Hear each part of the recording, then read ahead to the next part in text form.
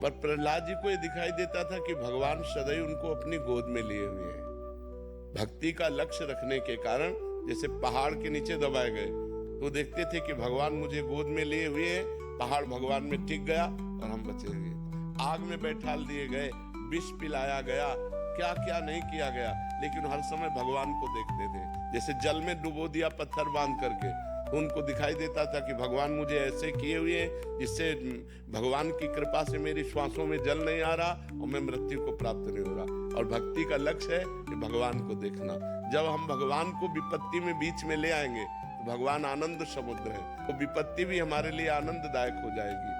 दुख देने वाली वस्तु हमारे लिए सुख देने वाली बन जाएगी, क्योंकि भगवान का सानिध्य है ना, भगवान लक्ष्य है ना, भगवान का चिंतन है ना, तो विपरीत परिस्थिति हो जाती थी तो प्रतिकूलता भी आनंद प्रदान करने वाली बन जाएगी यदि हम भक्ति का लक्ष्य रखें और जो आई हुई विपत्ति है उसमें भगवान का विधान देखें। मंगल में कोई भगवान का विधान है, जो दुख आया है ये सुख को प्रकट करने के लिए आया है, ऐसी जब भावना रखेंगे तो दुख आदर पूर्वक हम सह जाएंगे। और जब हम दुख को दुख मानकर भयावा तो फिर हम घबरा जाएंगे, भगवान का स्मरण छूट जाएगा और हम दुख से निकल भी नहीं पाएंगे। भगवान का भक्त कभी डिप्रेशन में नहीं जाता।